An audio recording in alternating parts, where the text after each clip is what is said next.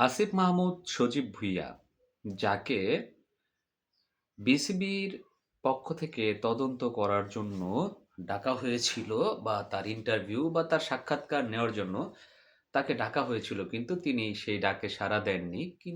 কেন সেই ডাকে সাড়া দেননি? তার পেছনে তিনি কিছু যুক্তি স্থাপন করেছেন। সেটা হচ্ছে যে তিনি বলেছেন বিসিবি নাকি একটি স্বায়ত্তশাসিত প্রতিষ্ঠান।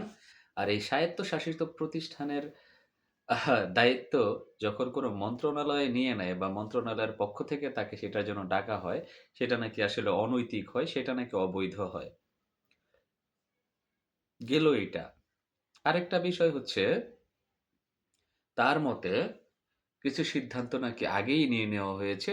তারপরেও তাকে যখন ডাকা হচ্ছে তিনি সেই ডাকে যেতে নারাজ। তো সেটা যাই হোক দর্শক, মানে এখানে একটা স্ক্রিনশট দেওয়া আছে। মানে একটা ছবি আমি দিয়ে রাখছি। আপনারা চাইলে পড়ে নিতে পারেন। এখন আমার কথা হচ্ছে তিনি অনেককেই অনেকভাবে দোষী সাব্যস্ত করছেন। তিনি অনেককে বলছেন, অনেকেই নাকি লন্ডন গিয়ে পাপনের সাথে দেখা করে আসছেন। অনেকেই নাকি ভারতের জয় শাহর সাথে গোপনে বৈঠক করতে যাচ্ছেন। ভাই নাও দ্য কোয়েশ্চেন ইজ, যেকোনো গ্রুপের প্লেয়ার হোক, যেকোনো দলের প্লেয়ার হোক, পাপন সাহেবের সাথে দেখা করাটা কি দোষের কিছু? দোষের কিছু? কিংবা আইসিসির প্রেসিডেন্ট জয় শাহ, আপনি বাংলাদেশের ক্রিকেট যদি খেলেন, আপনি জয় শাহর সাথে দেখা করতে চাওয়াটা তো আপনার দোষের কিছু না। আপনি জয় শাহর সাথে দেখা করবেন না? জয় শাহ একটা স্কুল যদি থাকে, স্কুলের যদি প্রিন্সিপাল থাকে সেটা তো হচ্ছে ক্রিকেটের জয় শাহ, তাই না? বর্তমানে আইসিসির যারা প্রবর্তক, সেখানকার চেয়ারপারসন তো জয় শাহই।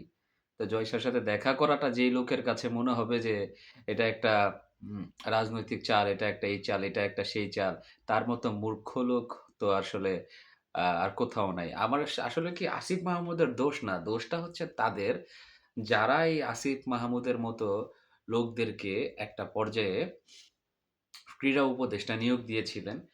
একটা পর্যায়ে যারা তাদের উপরে বিশ্বাস স্থাপন করেছিলেন, আমাদের দোষ। দোষটা আমাদের মতো মানুষের, সাধারণ মানুষের, হ্যাঁ?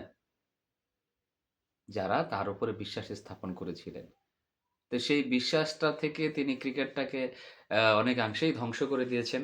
তিনি বলেই দিয়েছেন যে সাকিবের কোনো অধিকার নাই বাংলাদেশে খেলার। মানে এই সমস্ত বাচ্চা-কাচ্চাদের কাছে রাজনীতিটাই মেইন। রাজনীতিটাই সামনে। এরা কিন্তু আসলে পেশাদার রাজনৈতিক। রাজনীতি ছাড়া এদের কোনো পেশা নাই। রাজনীতি ছাড়া এদের পেটে কিন্তু ভাই ভাত যাবে না।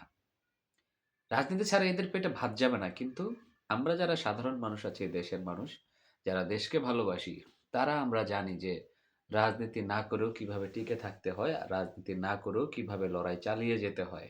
এটা আমরা জানি ভাই। কিন্তু এই সমস্ত বাচ্চা-কাচ্চাদের আপনার রাজনীতি ছাড়া মানে কিছুই নাই। এদের রাজনীতি কইরাই খাইতে হবে। এখন যদি আমি বলি, যদি আপনি তো নাম ভাঙাইলেন না। আপনি তো বললেন না যে কোন খেলোয়াড় কার সাথে গিয়ে দেখা করছে, কার কাছে গেছে। সেটা কিন্তু আপনি বলেন নাই। আপনি তো কিছুদিন আগে সবার কথাই বলতেন অমুকে তমুক করছে, অমুকে অমুক জায়গায় গেছে। এটা বলতেন। তো এখন আমার কথা হচ্ছে ধরেন তামিম ইকবালই গেছে। তামিম ইকবাল যদি পাপনের সাথে দেখা করাটা অন্যায় হয়ে যায়, কিংবা বিরাট কোহলির কথা আপনি বারবার টেনে নিয়ে আসতেছেন। আপনি বলেন যে বিরাট কোহলির ফোন কলের সাথে কথা বলেন, বিরাট কোহলিকে জাজ করেন। ব্যাটা, তোমার যোগ্যতা কি? তুমি বিরাট কোহলির সাথে গিয়ে বসবা, বিরাট কোহলির সামনে গিয়ে বসবা, বিরাট কোহলির সাথে কথা বলবা। হ্যাঁ, ঠিক আছে।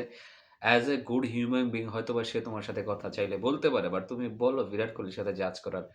ভাই কার কি ক্ষমতা আছে যে বিরাট কোহলিকে গিয়ে জিজ্ঞেস করবে যে আপনাকে অমুকে ফোন দিয়েছিল কিনা?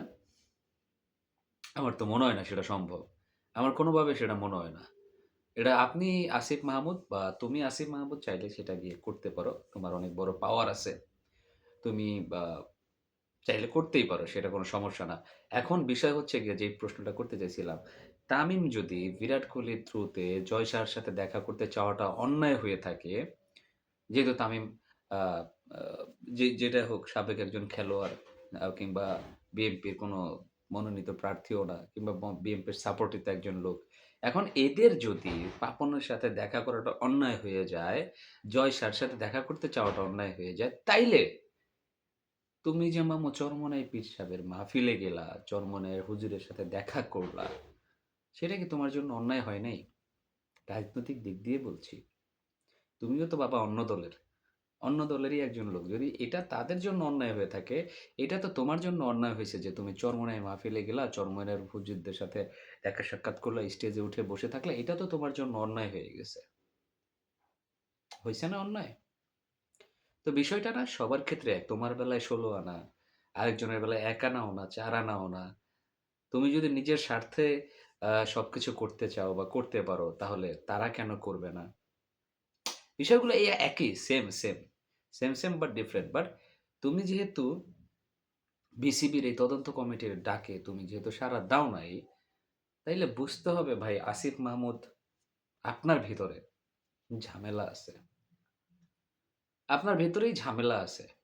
এটা অনস্বীকার্য। আপনি সামনে আসতেন, এসে সরাসরি উত্তরগুলা দিতেন, তাইলে হয়তোবা দেশের মানুষের বেশি ভালো লাগা কাজ করত।